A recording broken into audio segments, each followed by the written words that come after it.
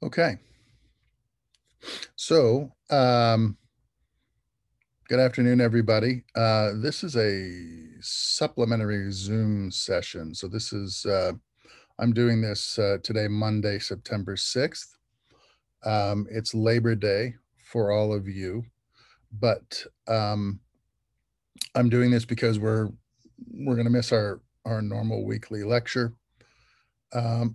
I didn't want you to miss an introduction to the materials for week 3, which is character development and a form or a document we call a dossier. And these are concepts and tools that'll help you with your character development and with the in the early beginnings of fleshing out your story concept. It'll help you sort out details about your characters that will help you write them easier, have the character dynamics be a little bit more fluid, and something that you can sort of anticipate, as opposed to trying to make these things happen on the fly. So what I want to do for you is share my screen and talk to you really quick about the material for this week. So if we go to this is us, section 1 today. I want to take you to the course modules. And here we are, characters and their development. If I start you off with the concept who, what, when, why, and why do I care?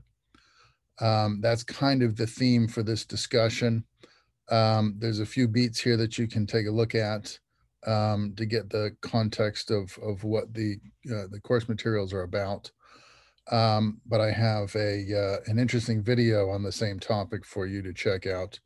I put up the lecture from last semester, but I'm doing this one today, so it sort of fits more in context with our discussions throughout the semester now, and it's kind of keeping pace with what we've been talking about so far.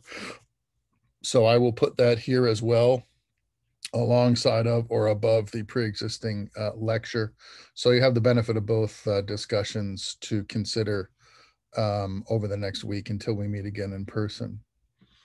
The videos from the relevant topics are here for you. A little bit on the character's journey from Michael Hogue, and as well as revealing the character's wound from Michael Hogue. These are interesting discussions that you'll want to check out. And then here's Pete Russell talking about a character's 4 pivotal moments or opportunities for change within a story arc. I have for you a quick video on the fundamentals of story structure. Beat sheets is kind of a carryover from last week in case you didn't catch that video or want to check it out again. This is Jill talking about the nutshell technique and about whether beat sheets actually work. And then I've got screen writing fundamentals, and this is the Blake Snyder video also on beat sheets in case you weren't around for that conversation last week. I have a keynote for you here in a moment that I'm going to go over with you, and then a quick discussion about characters.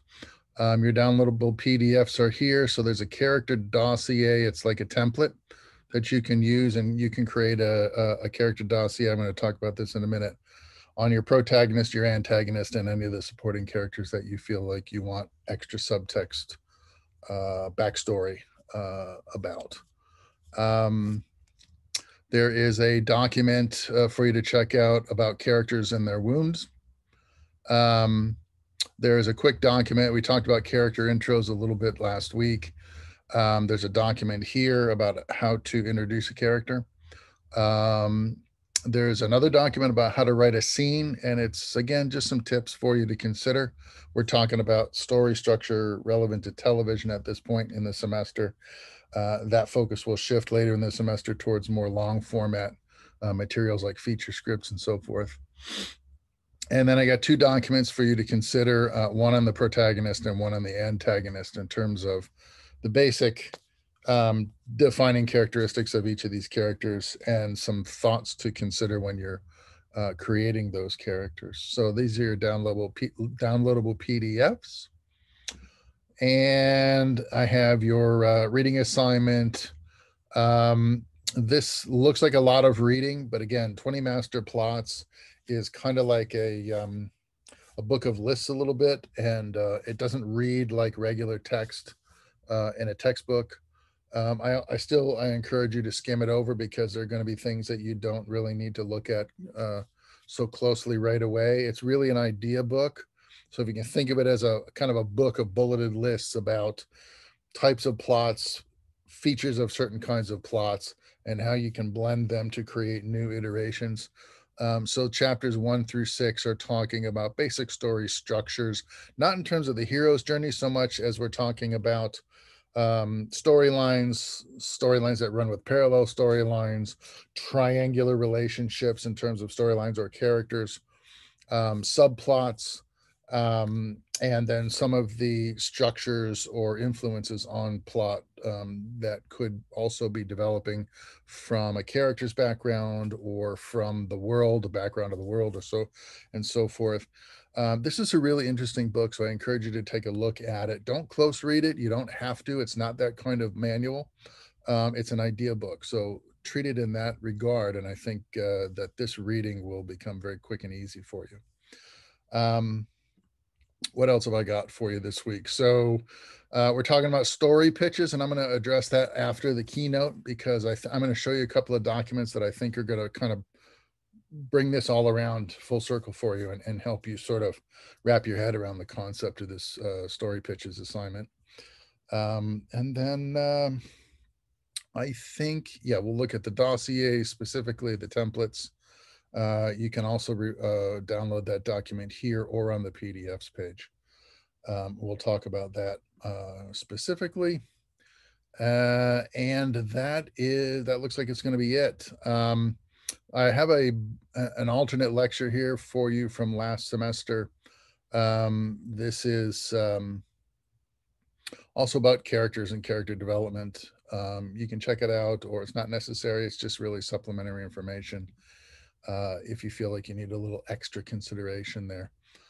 And then I'd like you guys to think about, preparing your documents for possible discussion in class next week. I'd really love to get some active discussion going on. It's about time we start sharing our ideas. We have enough of them sort of built up now where we can start sharing in class. And I would really like to get into that mode as soon as possible.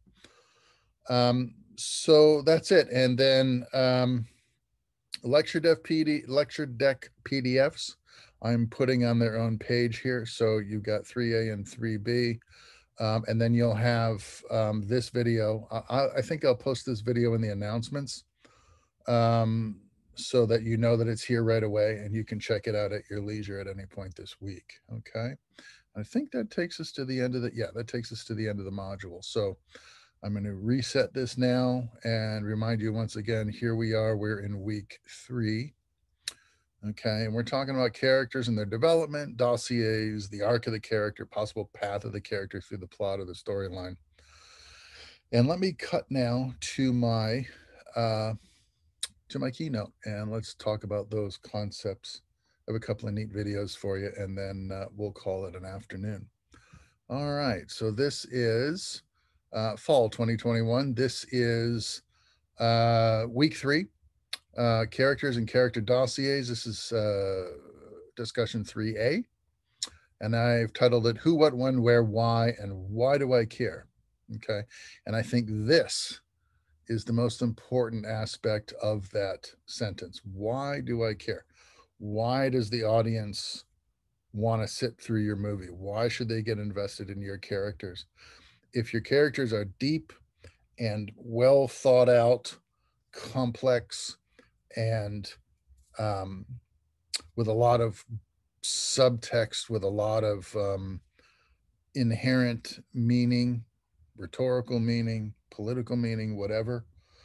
I think these are the things that compel your audience to really want to invest in your story in terms of engaging with it, suspending their disbelief, sitting for 2 hours or an hour to watch your content and coming away with a sense of, you know, connection with those characters. If it's a series, you definitely want to connect with your audience. You want to keep them coming back every week. And if it's a feature film, I think you want to reward your audience by having them leave after 2 hours of sitting in the theater with a deep sense of satisfaction in that they've seen a good story, and that they were taken on an emotional or an imaginative ride that was rewarding to them on some level, and that they want to discuss with their friends, recommend to others, and so forth. So this is kind of what we're at, what we're doing here. So we're going to talk about characters and their development. We'll talk about their wounds a little bit, and then I've showed you your PDF worksheets, just a reminder, dossiers, like a template. Some notes on antagonists, protagonists, and character evolution, finding a character's wound. Interesting documents. I hope you'll check them out. So we talked about content being king. If you subscribe to the LaHouche-Egri philosophy on characters and character arc, we could revise our statement to say that not just content is king, but the characters specifically are the king of that content. If you subscribe more to the Platonic or Aristotelian point of view of drama, I know that Plato was kind of famous for saying that plot drives character, not the other way around. LaHouche-Egri comes from the school of thought that says characters drive plot. And when we know about our characters, if we know who they are, what their tendencies are, what their natures are, the plot, the action, and the solutions that the characters choose fall directly in line with how we have created them as beings in our worlds, and that the action is a result of who they are and how they choose to deal with things. I subscribe to that school of thought. I don't think that action alone drives plot and creates character. I think that characters create action, not the other way around. So I think in that case, you could revise this statement and say that characters are king, and understand that true character is revealed in many choices that humans make under pressure. The greater the pressure, the deeper the revelation, and the truer that the choice is that those characters make, which is true to their essential nature. This is from Robert McKee out of his book Story. You can check that out on your bookshelf as well. If you're interested, his chapters on character are very interesting. From The Art of Dramatic Writing, LaHouche-Egri again. He says that every object has 3 dimensions: depth, height, and width. And that's true. However, human beings have an additional 3 dimensions. They have the physiology, the sociology, and the psychology of character. Without a knowledge of these additional 3 dimensions, we can't understand or appraise a human being. I think he's right. I think this is at the basis for what drives our stories. Ultimately, we are human beings, and the stories that we tell one another often relate to human beings and their problems, their issues, their hopes, their dreams, their concerns, their conflicts. It's very sort of egocentric in that design. And so when we're creating these stories, we're definitely interested in the psychology and the mechanics of how our characters are working. And that kind of leads us through this process. So I have this neat little film created for you by a friend of mine who's a writer in Los Angeles. And he talks specifically about the situation with characters, their journey, and their evolution. And he tries to enlighten you on how the basic mechanics of this whole process can work. Okay, so enjoy All the Stories Are. All stories are about who, what, where, when, how, why. Why should I care? Triangulation. What is it? I want it. You can't have it. This is the arc. I want the arc. You can't have the arc, Dr. Jones. This is the truth. I want the truth. You can't handle the truth. Character journeys. Feminine Journey is about gaining power with each scene. Every scene, the female character gains power. There is power, power, power, real power, and then there's the ultimate victory. Masculine journey is about loss of power. It's loss after loss after loss, and gaining the power to win over the villain. Dramatic plots, soap opera, on and on and on and on. Episodic, big problem, solve it, and roller coaster ride. One action after another. Who, what, where now translates into problem, plot, character. When they all are equal, you get a nice piece of action.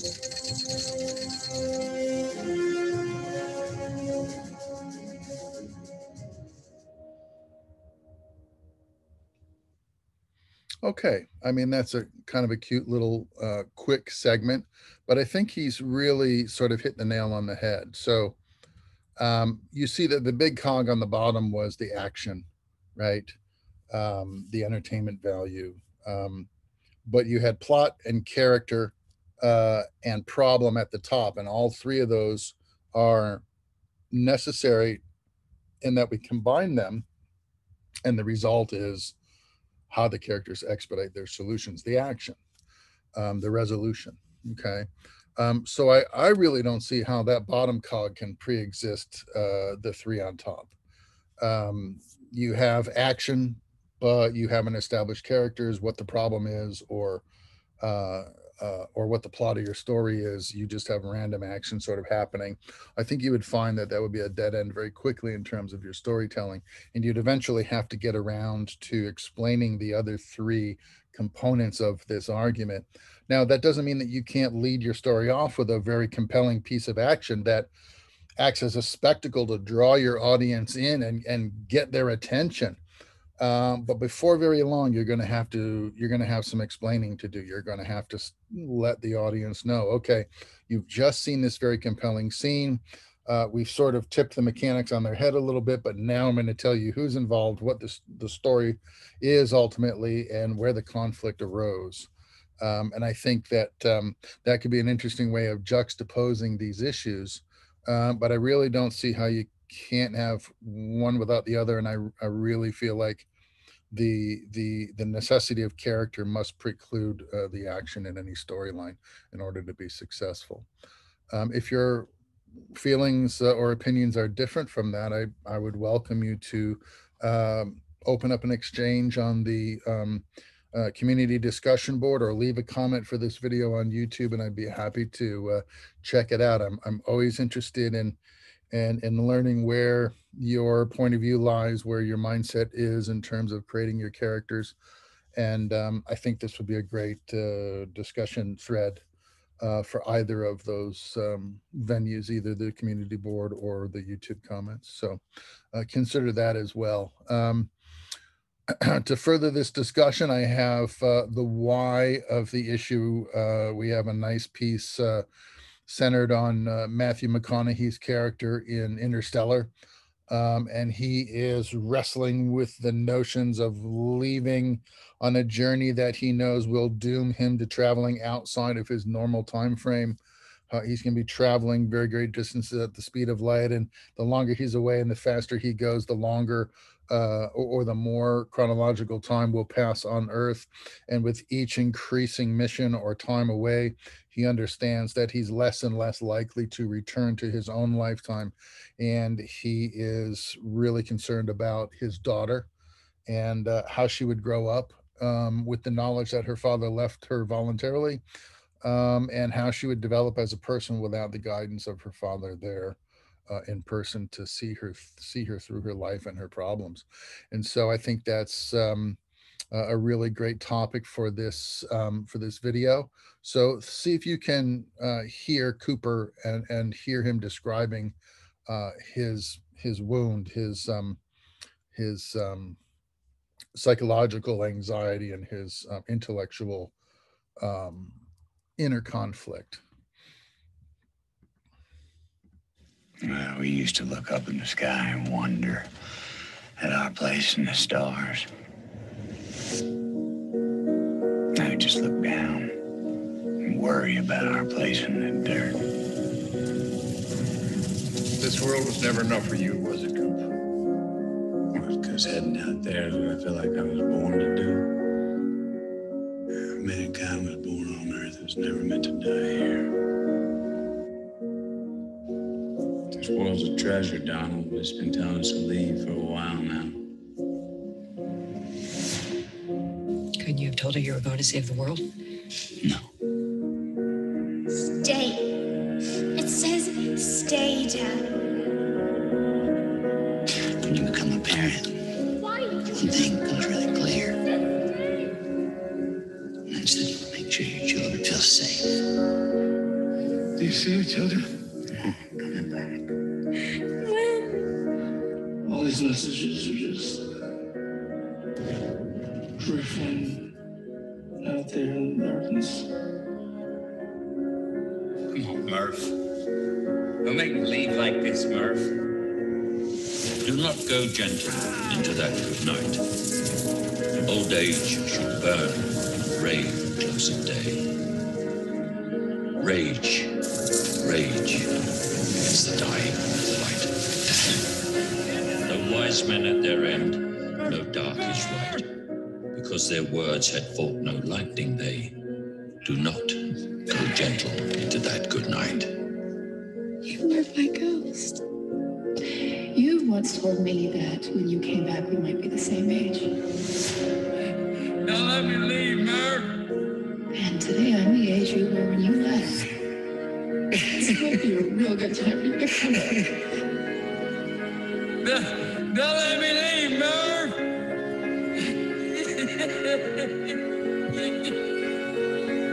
Love isn't something we invented. It's observable, powerful. Maybe it means something more, something we can't yet understand. It's me, Kurt. I wish you knew. I know. Nobody believed me. But I knew you'd come back. Because my dad promised me. You think it's funny?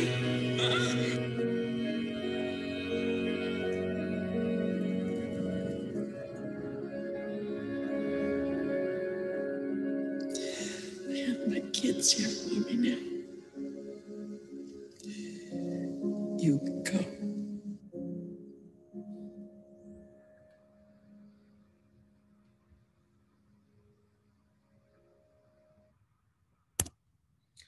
Of course, you could argue that any video combined with some very warm and delicate music and some Dylan Thomas, who could ask for anything more? But I think some of the best movies, at least some of the best movies, I feel the best movies that I've seen in recent years are the ones that appear to be something on the surface, and yet they are so much more when you elect to create subtext and a thread that runs parallel to your main plot line, but the context is much more interesting. So you have on its surface this this really terrific sci-fi movie, right? It's got all of the math and all of the science and all of the visuals to satisfy the the interests of the audience that are here to see spaceships and rockets and planets and stuff. And yet it also at its heart, in the center of this story, you have a very emotional rendition exploring themes of loss and transcendent love and the things that make us very deeply human, our relationships, the nature of our relationships, and the notion that that love is this very strong and cohesive bond that all humans can share if they're open to it, and that all things are possible under the auspices of love and relationship. So it makes it really kind of an interesting film with a lot of layers that complement one another, and carry us along. The sci-fi aspects of the story carry us along on a very hearty pace. And then we are left to consume and to consider these ideas, these subtextual ideas, as we are entertained with the spectacle of this film itself. We also consider the underlying themes. So I think it's a very highly successful film in that regard. um, I don't know if I feel that way about all of Christopher Nolan's films, but certainly Interstellar. The more I see it, the more I learned from it, and the more interested I am in studying it as a document and watching it for the entertainment value. Um, so, if I were to ask you what some of the resonant themes are of Interstellar, how might you answer? If I asked you what's Cooper's wound, what would you say? What would your answer be? What was Murph's wound? Um, and what might you tell me about these characters and their arc based on what you know of the plot, at least from this film clip, and perhaps if you've seen it in the theaters and you have some additional knowledge of this film, how might you answer those questions? Consider that, because it's really important. I think you should be asking yourself the same questions about your own work to make sure that your story is hitting on all of these levels for the sake of your audience. Um, okay. So Lahush again says it's not enough in your study of a man, or a woman for that matter, to know if he is rude, polite, religious, atheistic, moral, or degenerate. You have to know why. So we want to know why man is as he is, why character is constantly changing, and why it must change, whether the character wishes for change or not. These are kind of the questions that really help us shore up story and character development and character arc, right? We want to show our characters beginning in a world with a point of view that is tested or challenged. We want to see them overcome the adversity, accept the change, or be defeated by their desire for status quo, or defeated by their weakness. And yet in the end, regardless of success or failure, learning something and changing ultimately in the process of this story. If we don't see and administer change in our characters, then I think our stories become very sort of maybe one-dimensional, but certainly I think certainly they lose some of their entertainment value, because if we spend 2 hours and nothing, we're no different when we leave the theater than we were when we went in. I'm not sure that that's a productive experience. So consider that in your writing as well. From the text, story, structure, style, and the principles of screenwriting, we're talking about the finest story writing not only reveals character, but it blends and it bends and changes the inner nature for better or worse over the course of the telling of the tale. So my example here is Walter White from Breaking Bad, right? So he starts out this very sort of beta male. He's not entirely happy. He's resentful. He feels cheated by his life, friends who have taken things from him and become prosperous and wealthy, and he is sort of struggling and floundering in mediocrity. It's his relationship with his family and how it changes over time. It's his discovery of supposedly contracting cancer, his struggle to reconcile his fate with his concern for his family's well-being after he passes away.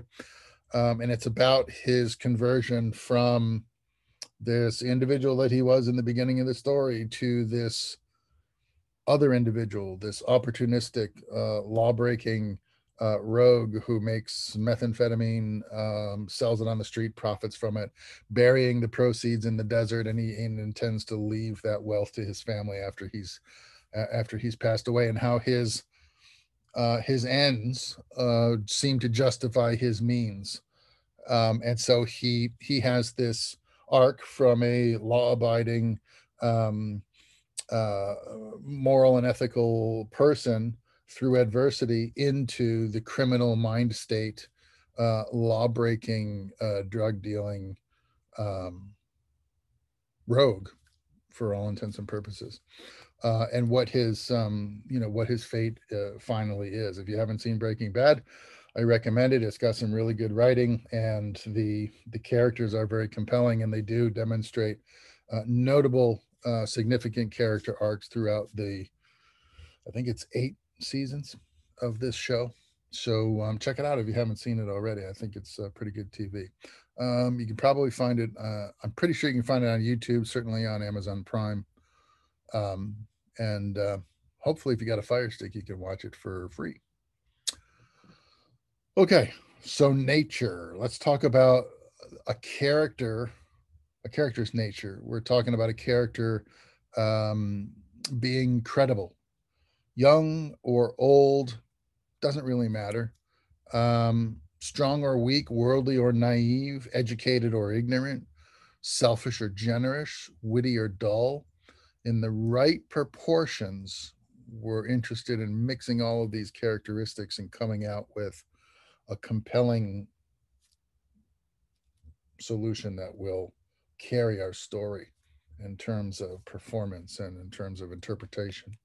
Each character must bring to the story the combination of qualities that allow an audience to believe that the character could or would do those things, or say those things, or act in that way.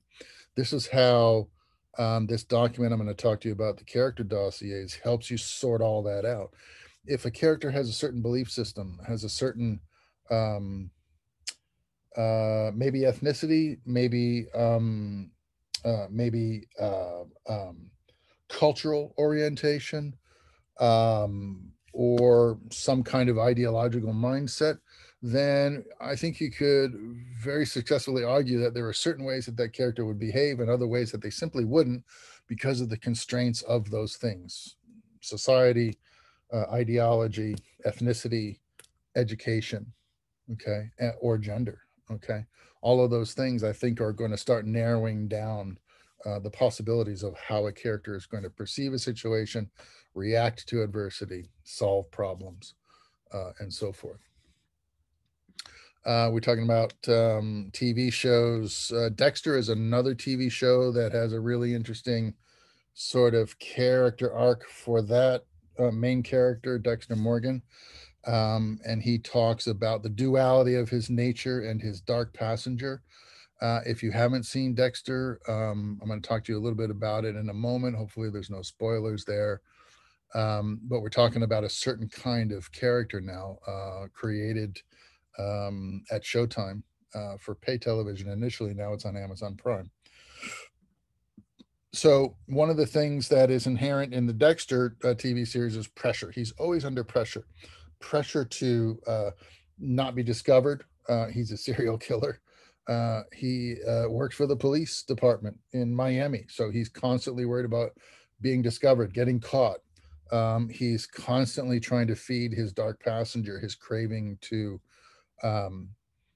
seek justice through this revenge, or this vengeful mindset that he takes on when he's about to seize a victim. So the function of story structure is to provide progressively building pressures that force characters into more and more difficult dilemmas, into narrower courses of action, into responding, into facing problems and antagonists or protagonists head on, where they have to make more and more difficult decisions, take more risky actions, and they gradually reveal their true nature through their choices. At a subconscious level, the choices that they make reveal who they are as characters. So let me show you this really great short clip. It's not terribly long, about the mindset of a serial killer. And so this is a short video essay on the dark passenger from the TV series Dexter. I think it's pretty good. Check it out. You still don't remember anything from before? You know, before we took you in? No. Close your eyes. I'm empty. Don't look. Is that why I have these urges? But I found a way to make it feel less bottomless. What happened changed something inside you. It got into you too early. Oh. Pretend. We can do something to channel it. Pretend the feelings are there for the world. Sue? Dan? For the people around you. Use it for good. It'll never be good. Son, there are people out there who do really bad things. God damn it! Terrible people. Rhinus is gonna walk because of a goddamn typo! Faulty warrant, Harry. There's nothing we can do. This is bullshit! Harry! And the police can't catch them all. Who knows, maybe one day they will be. Look, don't worry. Rhinus will make another mistake. Yeah, right. Shit, Morgan, I didn't even know you were there. We're just gonna wait for him to kill another girl. You're like invisible. I did the right thing in training you. This just proves it. I did the right thing. Open your eyes and look at what you did! He made him look at photos of his victims. Look, I'll cut your eyelids right off your face. I have a feeling. What do you leave behind? A world without you. You're a different kind of animal. Question is, Felt like she was asking me something. what kind are you? She was. Dexter Morgan. Why did you do this today? She wants you to find her that you know how to kill him like a dog. The beast is coming for you. You're going to burn in hell. I am the last person you want to fuck with. Jesus fucking Christ, you're the Bay Harbor Butcher. A killer and a hero. Because I will fuck you back. It doesn't work that way. In ways you never even imagined. I'll do what I want, when I want, to whomever I want. Count on it. I will. You've got the devil inside you, boy. I think it's just me. You think this ends here? It doesn't! It does for you. Oh, God. Where the hell did that dog come from? I found the grave, son. That dog was a noisy little creep. Why'd Daddy take the real banjos away? Dogs in this house, ever. What did I do wrong? You didn't do anything. Don't even think about it. It's me. It's my fault. Did you kill all these people? You leave pain wherever you go. What were you going to tell her? Freebo wasn't your first. Was it? Keeping the truth from the people closest to you is how you'll survive. The truth. What is the truth? I did. Is that you mustn't ever tell Deborah the truth about yourself. I have people who depend on me. They would be... Why? If you think she's upset now, that's nothing compared to how she'd feel if she learned what you are. devastated if they found out what I did. How many men have you killed? How long have you been doing this? How many, Dex? How long have you been fucking doing this? A lot. You can't kill me. I only kill certain kinds of people, like Travis. Why? That Dad taught me. Your old man would be proud. You don't seem to revel in what you do. Because of your code. He gave me a code. I have standards. My old man was proud. Because I don't fit Harry's code. Dad knew. He knew? Harry found me sitting in a pool with my mother's blood. When I was 3, I watched my own mother get killed. I don't fit that code you were talking about, do I? I was raised with a certain set of principles. Because I know you better than anyone else. Oh, there have been quite a few who've seen the real me as they laid on that table. You're all just unchecked versions of myself. What I would have become without my father's code. People in that box, Dexter, It's a shame you can only die once. they're the victims. Victims? Because let's face it, the world is going to be a better place without you. Choir director who raped and murdered little boys. Get back in there, you cute piece of shit. A couple smuggling refugees who killed the ones who couldn't pay. No one is going to believe you A psychiatrist over me. manipulated women into taking their own lives. There's this place called the police department. Nobody can do anything. Got the ring. I got City fucking Hall! The system doesn't work. Tick, tick, tick. That's the sound of your life running out. The system doesn't always work. Killers fall through the cracks. You think you're a fucking hero, don't you? Cleaning up the fucking streets. It's not how it's supposed to be! I know I'm a monster. Maybe this is exactly how it's supposed to be. You think you're better than I am? I accept you, Dexter, like a brother. No. I killed my brother.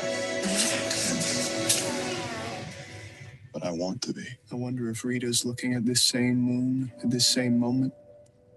I like that. I'm connected by light. The dark passenger's been fighting against it, trying to keep me all to himself.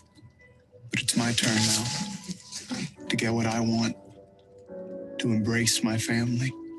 This isn't your doing. This is God's plan. I accept that now. You have to do the same. I accept nothing. It's okay, son. She needs to know how you feel about it. To show what you're feeling. It's not that easy. Nothing is inevitable. Rita. It's already over. It's over, man. It's already over. It is over when I say it is! I should have killed Trinity the first time I saw him. That's the mistake I made. That's the mistake that you made. Yes! And I will never, from this moment on, do you hear me? I will never, ever make that mistake again. It is not in your control. Everything is in my control. There's that anger again. You gotta let that out, man. Harry said it had in me too early. It is too deep inside me. Harry was right. I am a monster. I'm afraid your urge to kill is only going to get stronger. Too deep. He said I couldn't change it. Dexter, if you can channel your urges, You're saying I'll be like this forever. why can't you control them? I was right to channel your urges instead of trying to suppress them. What if your dad had taught you how to quit instead of teaching you how to live with it? Can't play on my feelings. I don't have any. There's no darkness that the light can't overcome. Except that certain things are out of your hands. Let go. So all the darkness that you think you got inside you, Yeah? all it takes is just a little bit of light to keep it at bay. Not exactly worth living for. Brother. What? You said that once when you tasted one of my steaks. And it was, This is worth living for, for some reason, I've always remembered that. right? It's like with your son, man. Here's a good boy. You see, I just mentioned him and you just light right up. Yeah, I guess I do. And you sharing that light with him every day, all the time. Light cannot exist without darkness. There's hope for you yet. Each has its purpose. You really think so? He's traveled both roads that he understands the darkness in you. I see it. Oh, really? And he sees the light. Who's lying now?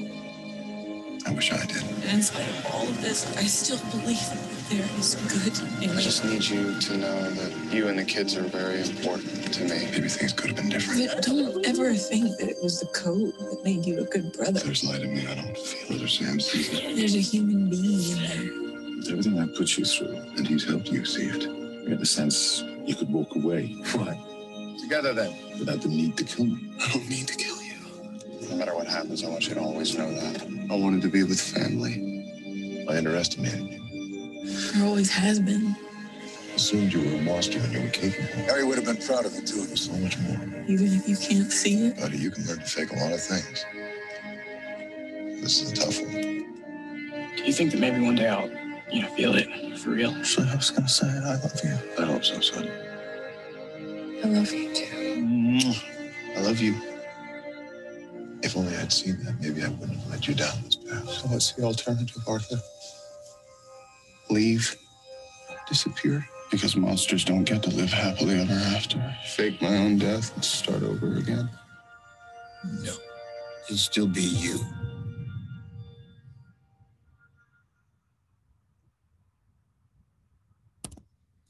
So I think that's a terrific video. If you haven't seen Dexter, I hope I haven't spoiled it for you. There's a lot of stuff in there that might inform you if you're kind of mid-series right now. I'm through 2/3 of the way through season 6 at this point. There are a couple of spoilers that have been shattered for me by this video, but I think I'm far enough along to sort of understand that those are sort of inevitable story points. And the fact that I'm, my suspicions are being confirmed, I don't think is really going to do much to affect my, my feelings about the story, and about how it's going to shape up by the end of the last season. But there's some really great stuff in this video, I think, that is sort of talking to us about this story. So it's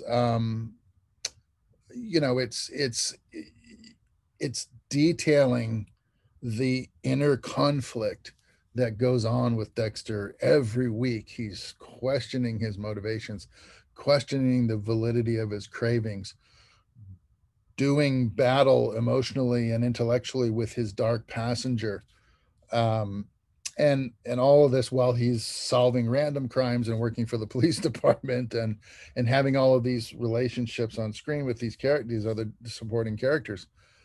And it makes it a very complex and rich tapestry of storytelling that has all these different levels, and you can kind of sort of pick up the conversation at whatever slice of the onion you're comfortable with, and then start drilling down as you get more invested in the show. So he has, his conscience is anthropomorphized by his dead father, and he's got brother issues, mother issues, issues of inadequacy, his feelings of helplessness, that he has no emotion, his learning to feel these things, because on the other side of the coin, he's a serial killer. If he has all of these human feelings and these human characteristics, they're going to conflict directly with his serial killer motivations and destroy him. And so he's this every season, every episode, he's like this almost like this tinder box that, is he going to explode this week or not? And I think it's some really good writing. It's very entertaining. And it supports a lot of the theories that we talk about in this class.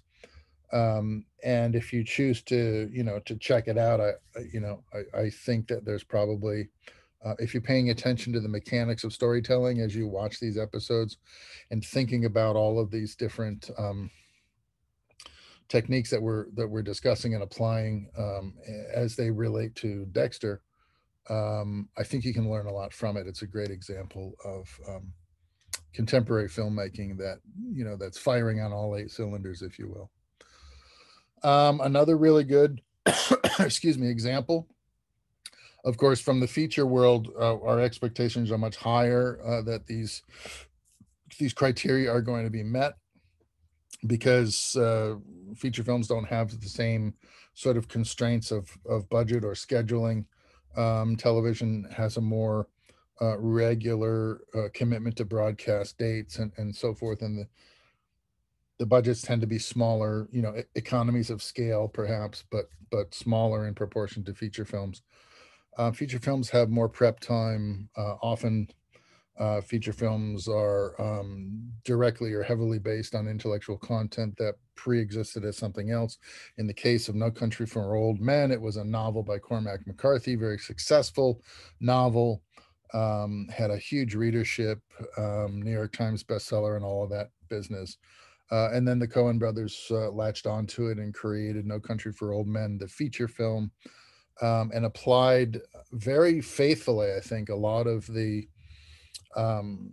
structure and emphasis that McCarthy put on his characters from the novel into the feature film.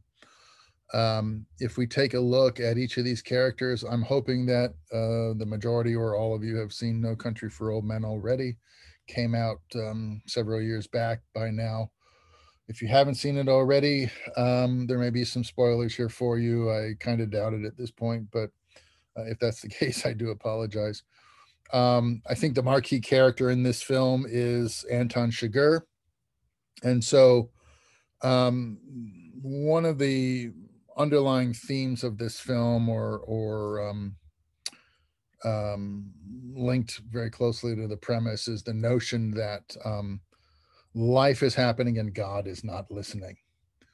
And that, you know, if you've ever been embroiled in a philosophical or spiritual conversation with somebody about the nature of evil and why bad things are allowed to happen or exist in the world, why evil people are allowed to exist in the world. This is one of those, you know, works that is addressing that question directly. And so Anton Chigurh is a bit of a metaphorical character. He has a certain swagger. He's got a certain drive. There is something about him. Swagger might not be the right word. I think swagger might be reserved for the hero in this film, which is Llewellyn Moss. But Anton is the antagonist. He's driven. He's methodical. He's ideological. He deviates rarely from his routines and from his analysis of human nature and in his justifications for how he acts, behaves, and so forth. So who is he?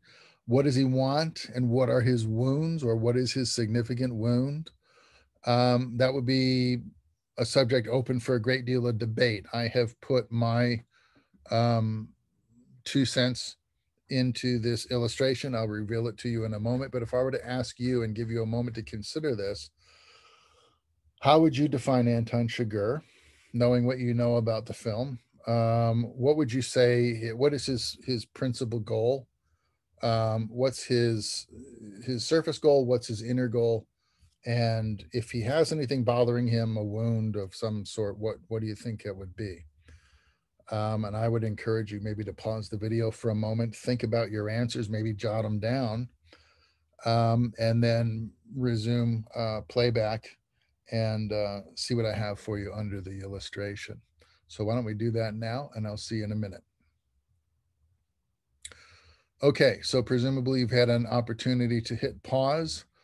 And now I want to just show you really quickly what I have sort of buried beneath the illustration of Anton to help you sort of answer those questions, or you can compare your answers to my statements of discovery here. So I have that Anton Chigurh is a prototypical idiopath who demonstrates primary psychopathic behavior. He's a purist. He's a metaphorical character who represents death. What does he want? Very simply, he's been contracted to retrieve a suitcase full of money that was missing after a drug deal had gone bad in the deserts I think it was in Arizona. And so he's a hitman, and he's been contracted to find the missing money and return it to its rightful owners. What is his wound? It's hard to say. I think that you might consider Anton's wound that he's hampered or crippled by his ideology. He doesn't have a great deal of faith in human nature. I think that he's very cynical about the inherent nature and the inherent goodness of man. He has no particular qualms with killing somebody if that individual is interfering with his objective in any way, or if that individual is tied to his contracted objective in any way. He doesn't tend to kill outside of his contracted aim or point of view, unless it starts impairing his ability to do his job, and then he has no issues with eliminating those individuals. So that's kind of who this character is. The death metaphor. He is the anthropomorphic version of death, walking the earth. I think he's more symbolic of the notion that society is out of control, and that society has become more and more callous, more and more violent, less and less introspective. And so he's kind of the dark reflection of human nature that is reforming society, not in a good way. Our lack of compassion, our lack of love, our lack of acceptance or tolerance, and our pure and simple drives for immediate satisfaction, personal endowment, and narcissism or vanity. So he's kind of a catalyst of all of those things. And then he has two sort of antitheses, two characters working across purposes to his own. One is the sheriff of the town where the drug deal has gone bad, and where Chigurh has made his presence known. The sheriff is trying to sort out what happened with the drug deal. He's trying to discovering the existence of this hitman, this Chigurh character, who is there to, for some reason that he can't quite put his finger on. And then we have this sort of accidental hero, this unwitting protagonist, if you will, in Llewellyn Moss, who's a local rancher. He's a guy that lives very sort of simply and very stoically out in the desert. He has a wife. He lives a very simple existence. He's out hunting one day, and he discovers that he happens upon the site where the drug deal went bad. He sees all these guys laying around dead. They shot each other back and forth until no one was left. He was hunting he was hunting a deer in the high desert, and he was tracking a blood trail. He finds this gruesome scene, and then he finds a new blood trail, and he's confused because he knows it's not his mule deer that he was stalking. It's something else. He presumes it's a human being that might have survived the gunfight, and he starts tracking that individual, finds the dead body of what would have been the lone survivor under a tree, and then that's where he finds this suitcase full of money. He's an ex-Vietnam vet, so he has a certain kind of cynical point of view of the world. He's also somebody who's kind of down on his luck, and he's never had an opportunity or whatever, and he sees this situation perhaps as an opportunity or a way out of his lowly existence, and so he becomes this sort of unwitting anti-hero, if you will, which is an interesting dichotomy for Anton, because Anton is this sort of deliberately anti-social, chaotic character, and Llewellyn is this character struggling with becoming that and trying to regain a bit of his humanity. But in this process, when he's confronted with a situation that is just too tempting, a bag of money, he falls back on a lot of old bad habits. So if knowing what you know about Llewellyn, if I asked you, who is he in terms of a person? Who is he? What does he want? What are his wounds? Well, you might stop to consider, his current life, his prior life, his backstory, and how it affects his current life, where he lives, how he lives, the fact that he's, doesn't seem to have a lot of money, and consider what his wounds might be as a result of those restrictions.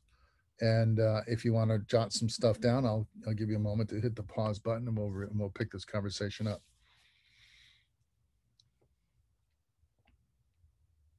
Okay, presumably you have done that quick, taken those quick bits of notes, and let's see what I've got here for you underneath this illustration. Okay, so Moss has been disillusioned by his experiences fighting in Vietnam, and he doesn't operate in the world with the same moral framework as Sheriff Bell, who we'll talk about next. His sense of morality comes from within. He's more like a chaotic neutral character, if you're a Dungeons and Dragons fan. Through his desire or authenticity, his autonomy and his freedom are the things that are most important to him.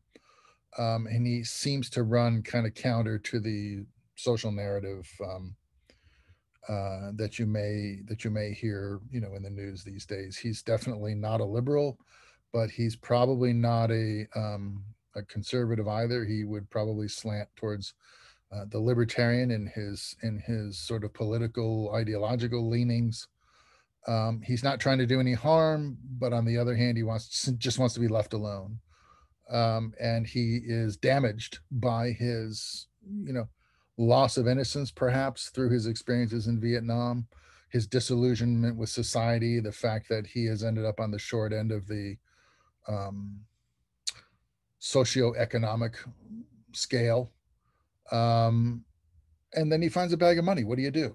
And I think with those constraints, understanding the character the way we do, I think it becomes fairly obvious how he's going to deal with a situation where he finds all the drug dealers dead and a bag of money sitting there. I mean, somebody's got to spend it. Might as well be him, right? So I think these are the things that make this character kind of easy to write for at that point in time, right? We know that much about him.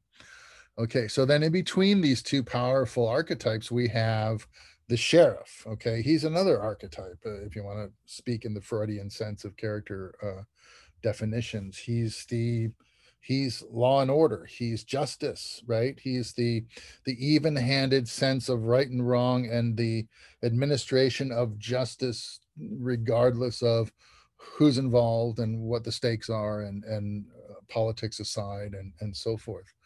So Sheriff Bell, played by Tommy Lee Jones. Who is he? He's the character in the town where the story takes place.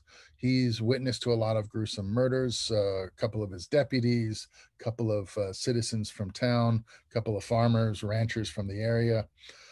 He happens upon the existence of Anton Chigurh, understands or is confronted with the reality of the metaphor of Chigurh and has to deal with that in real time. And he seeks mentors. He looks within, so he is introspective about his problem. He looks for a way to solve it from internally to externally. And he has a certain set of wounds himself that are sort of explained very early on in the film. In fact, the opening scene is Tommy Lee's character speaking through the dialogue of Sheriff Bell, talking about heaven and hell, and talking about the spirit world, and talking about the nature of humanity and our souls, and what happens after we die, and are we good people or bad people, and is there any difference? And it's very interesting, and there's even more elaboration in the book than there is in the movie. But nevertheless, so this is the kind of archetype that this character represents. And I would ask again the same questions: who is he? What does he want? And what is his wound? Think about that and join me back here in a moment. Okay, if you've had the opportunity to consider those three questions, I will reveal to you my findings on Sheriff Ed Bell. Sheriff Bell struggles to adapt to a changing world where senseless violence, greed, and corruption have become the norm. Bell is a man of faith who values ethics and morality and honesty, but finds it's increasingly difficult to do his job effectively in the face of the heinous violence, the extreme violence that he confronts in his community, and particularly at the hands of Anton Chigurh. Anton Chigurh becomes this monolithic conflict that is rocking Sheriff Bell to his fundamental core. And he's questioning all of his belief systems and his orientations up to this point. His wound perhaps could be his loyalty, his sense of integrity, his sense of right and wrong, his sort of indelible sense of right and wrong, and his own mortality, and the fact that he's an older character. So he's not only struggling with these shifting paradigms, but he's also struggling with it on a level of his own humanity and his own longevity. So all of these complex characters wrapped around this story of a guy who finds $1 million in a duffel bag, right? And what does he do about it, right? So you can treat this story on the superficial level, what I routinely refer to as the low-hanging fruit, or you can choose to take these deep dives into storytelling that take the audience well beyond the basic plot and talk to us on these other levels that may be, on our mind, or, existential questions we've asked ourselves before. I think if you're a younger audience, you tend not to dive as deeply. If you're an older audience, I think you're compelled to investigate or to follow the investigation of these ideas. And I think both subsets of the audience leave, I think, very satisfied with this film. So the documents that can help you with these issues are these character dossiers. Okay, so in your PDF, downloadable PDFs, you get this document, the dossier template. What I do is I modify the template, and I make one for the protagonist, I make one for the antagonist, and I make dossiers for some of the supporting characters that I feel like are going to need some extra writing or some extra understanding in order for them to fulfill their role as supporting characters to my heroes and anti-heroes. And there's some basic questions that are covered in these dossiers, aside from, including your show title and maybe your premise.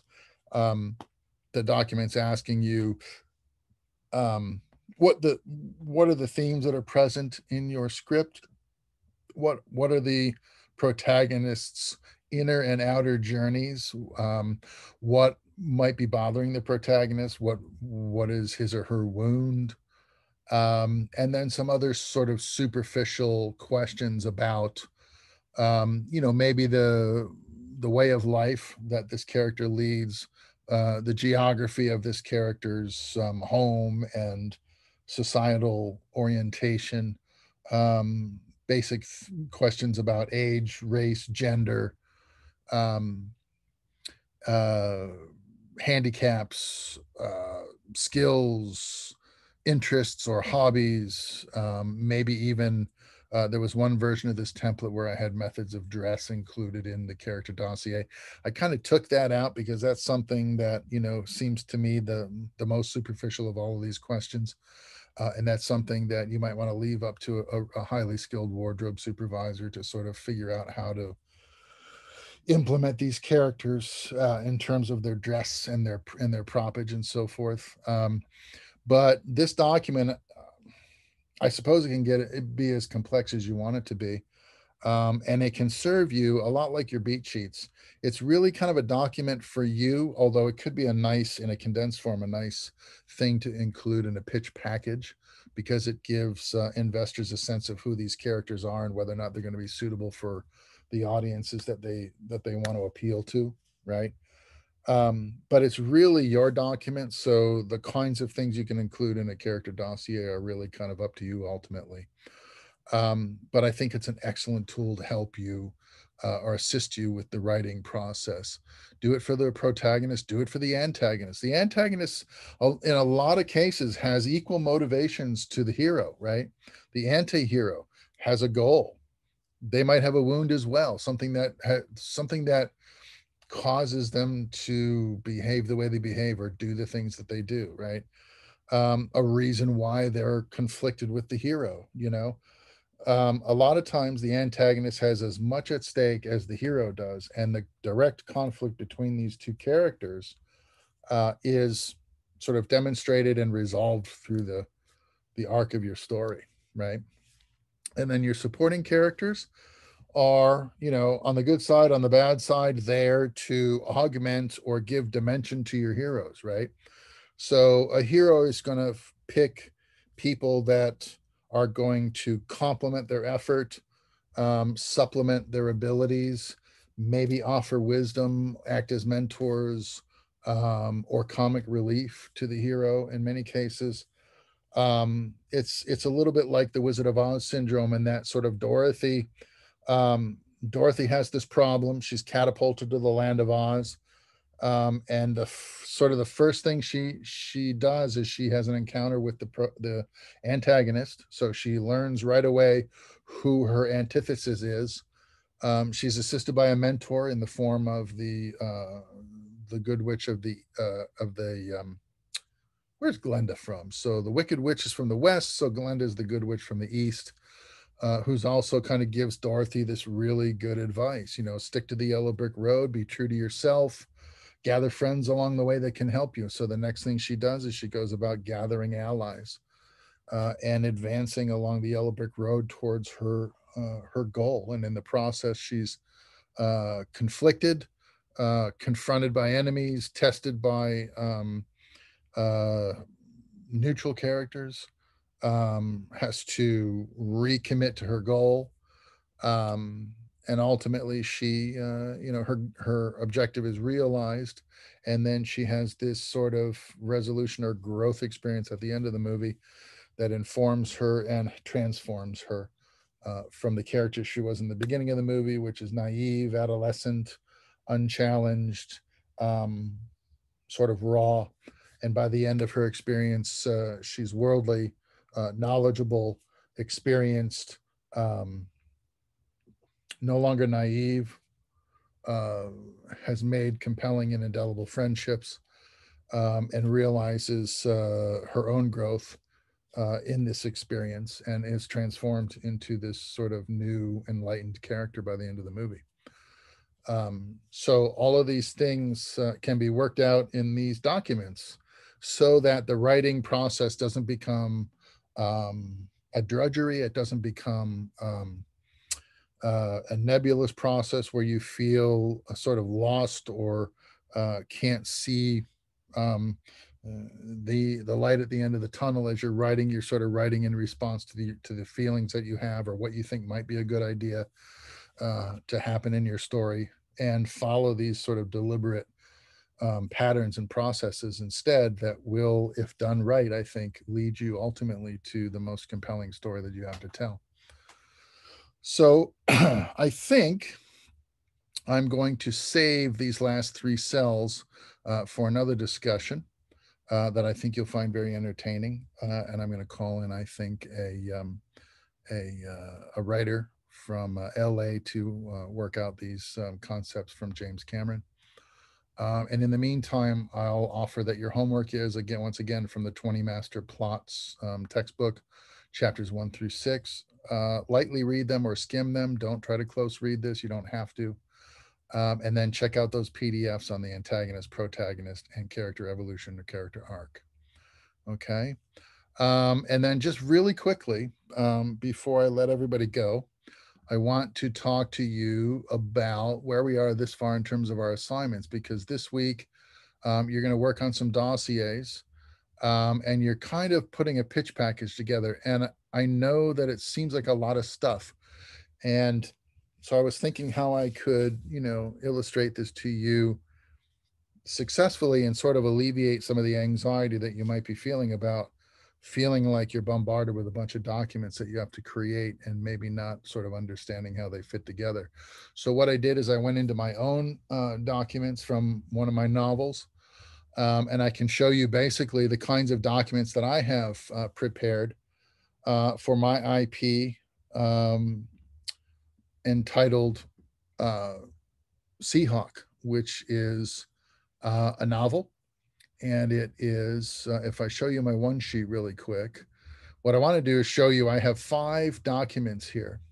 And if you think about these documents and what I have in them, it might become sort of obvious to you what you're doing with your own homework assignments. So this is my one sheet. Okay, this is my Seahawk one sheet. Ultimately, it contributes to a pitch package. I updated it this morning to make sure that I had some inspiration early again, 4 o'clock this morning, like I've mentioned before, and I got up early and I did a little writing, and just made sure that that these documents would be sort of presentable this afternoon for the lecture. And what I have is on my one sheet, and you'll see it's 1 page, right? And this is 12-point text, what is it? It's I'm sure it's Arial regular, and it's my premise. Okay. in this case, overcoming grief and learning to live your best life is at the root of this whole story. Okay. And then I've listed, there's a dozen themes here that I think are running underneath the thread of the premise, okay, or support the premise. And all of these themes sort of combined contribute to this overarching notion of overcoming grief and living your life to its full potential, right? So there's themes of coping with loss, proving oneself to be more than just a pretty face, fulfilling one's destiny, honoring the memory of a dead loved one by realizing their dream and making it your own, trying to be a woman in a man's world, feeling the fear and doing something challenging anyway, fear of the unknown, accepting a challenge regardless of experience, facing one's inner demons, being tested by trials and tribulations, self-actualization, and giving oneself over to something bigger. Okay. And so all of these are themes under the context or the sort of jurisdiction of the premise, overcoming grief and learning to live your best life. Okay, I have my log line here, which talks about what my character is doing, what what basically the story is about. And I have, a brief synopsis. So if you think about it, you did your premise and your plot synopsis in week 1. You did your log line out of the results of the week 1 assignment. And you were asked to think about themes relative to your premise that might exist in your story, running parallel, concurrently with the main plot line, right? And it's very neatly in one page. You've done all of this work already. All you really have to do is take those assignments, combine them into one piece of paper, and you have your one sheet, okay? I have my treatment, which you guys have just finished doing. I noticed that there's 20 treatments in the mailbox for me to grade, look at and grade. I did mine in a slightly different format than Shane Stanley was talking about in the video that I sent you.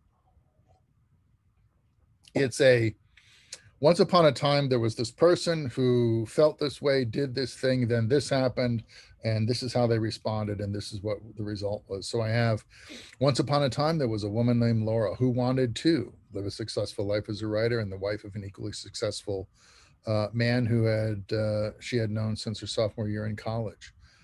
But in the fall of '87, Martin died of acute heart failure while working in the couple's barn. As a result, Laura was left with an untimely burden of settling the affairs of the family and the estate, paying off debts and consolidating, selling off odds and ends for financial stability, and then left with a disheartened reality that she would have to sell her home. And once and reconcile Martin's lifelong sort of passion. Finally, she decides to immerse herself in learning all about Martin's passion. She reads books and studies information relative to the concept. She decides to take on Martin's goal to honor him in death.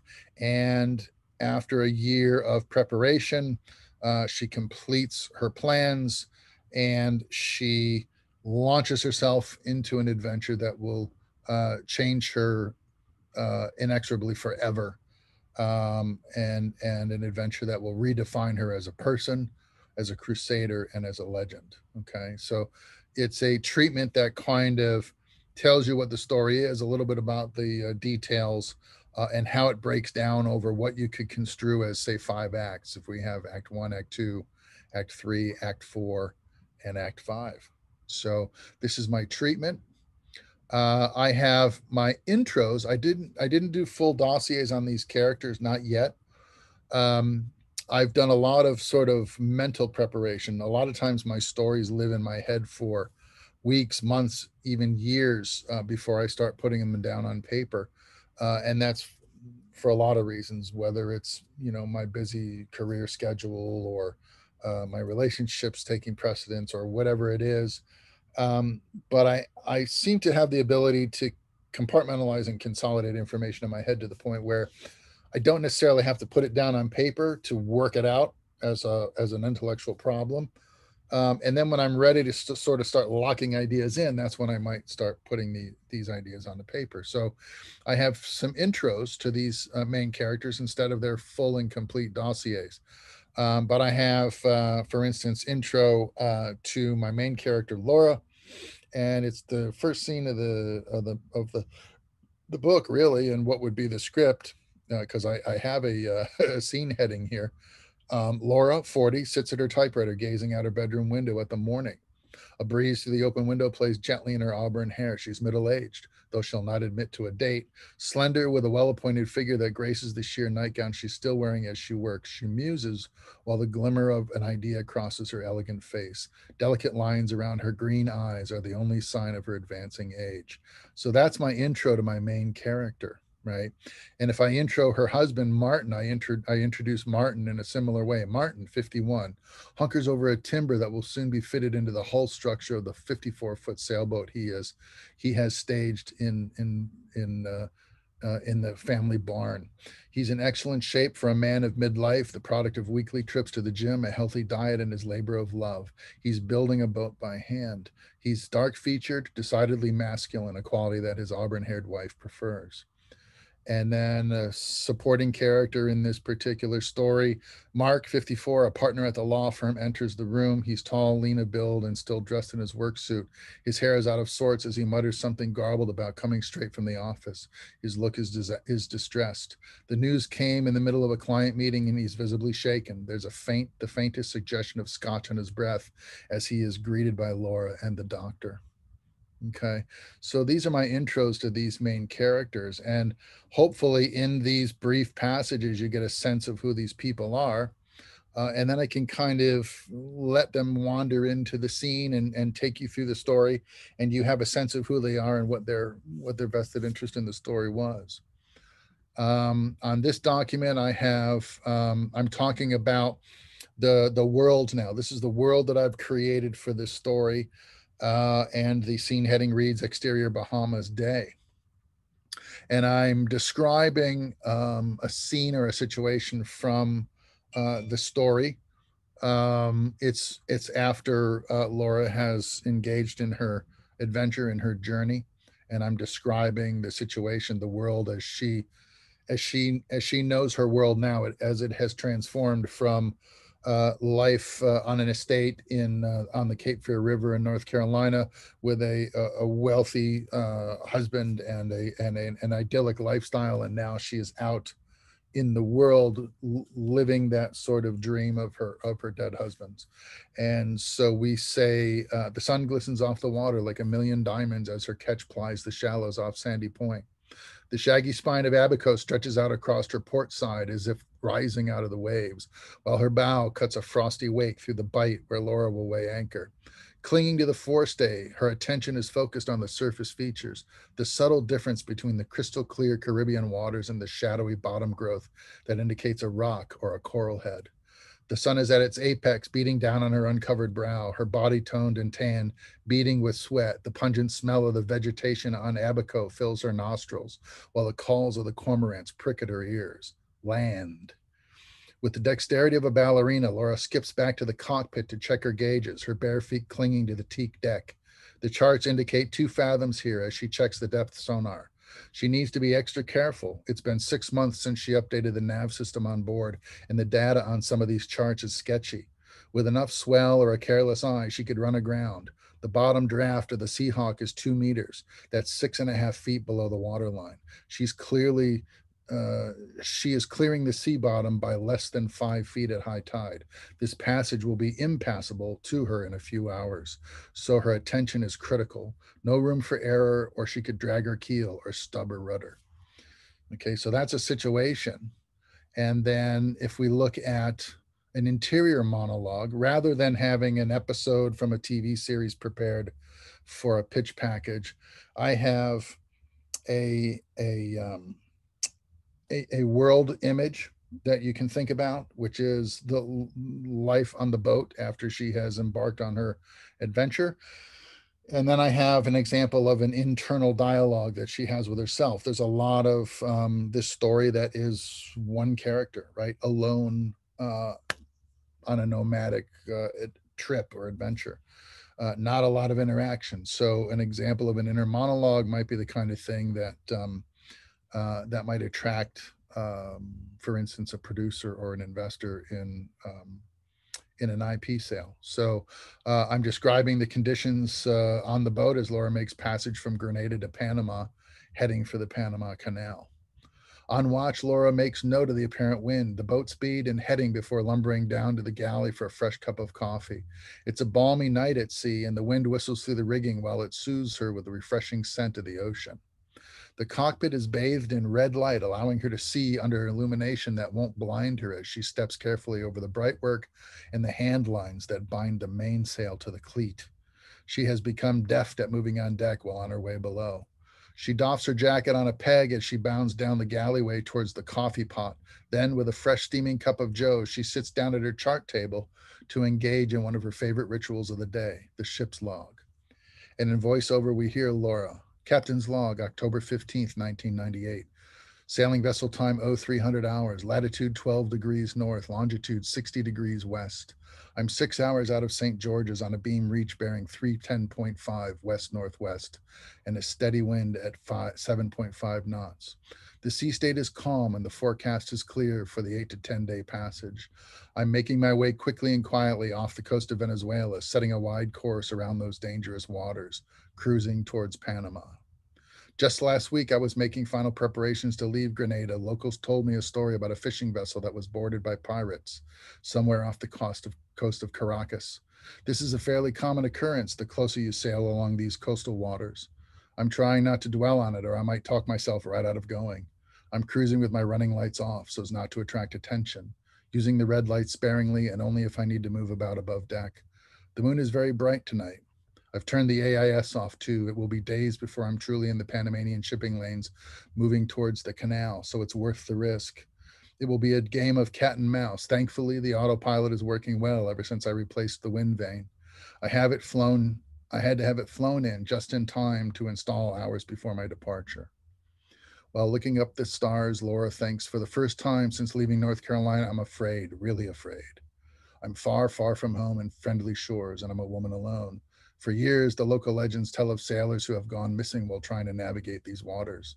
I'm not the first person to second guess my decision to make this dangerous 1,400-mile passage, but this is the course I must take if I expect to make it to Cologne by the end of the month. With a little luck, I'll pass by downwind and unnoticed by the scoundrels who haunt these waters. Me and my little boat will be on our merry way through the canal, down the west coast of Colombia, and on to the French Polynesians. Easy, 1 nautical mile at a time. But there's one more thing. Something that in all my years back at Trinity Prep or being the trophy wife married to a successful man, I never thought I would ever have to consider. A talisman of what my life has become. The Marine 12 gauge is locked and loaded at arm's reach. I pray to God I will not need it. So that's a little bit of the internal dialogue of the character. So between these 5 documents, I think you get a sense of what my story is and how it's going to unfold. And it, in each stage of this document procession, you are adding to, I think, what would become a fairly successful pitch package. I'd be interested in your opinions or thoughts on that. This is my personal work, so I encourage you to be kind and considerate of what I'm trying to do here, like you would with anybody else in a workshop situation. But I am definitely interested in your constructive feedback. So if you have any thoughts or criticisms on the material, I'd be happy to go over it with you. So hopefully that gives you a sense of what we're working towards in these first few weeks of the class, so that by building this information package, it becomes a brand, a selling point, and it becomes a full-fledged project in its own right, with all these different levels of complexity. And so hopefully your own work and your own documents are going to start to take on the same shape, and it'll become obvious to you what you're creating, hopefully.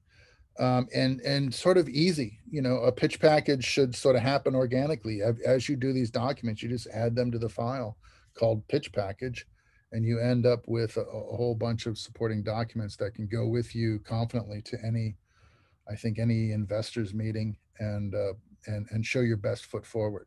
Okay. So that's all I have for you for today. I appreciate your time and attention. If you have any thoughts on this, reach out to me through email. We can talk about it next week when we meet again face to face. Keep at your homework. I should have grades for your treatments in a few days. And I look forward to when we can meet again and talk about these topics further. Okay, I hope you're enjoying your Labor Day. I hope you're well, safe, healthy, and happy with your families and resting. And I look forward to when next we meet. All right, folks, thanks so much for stopping by. And I'll see you all next week.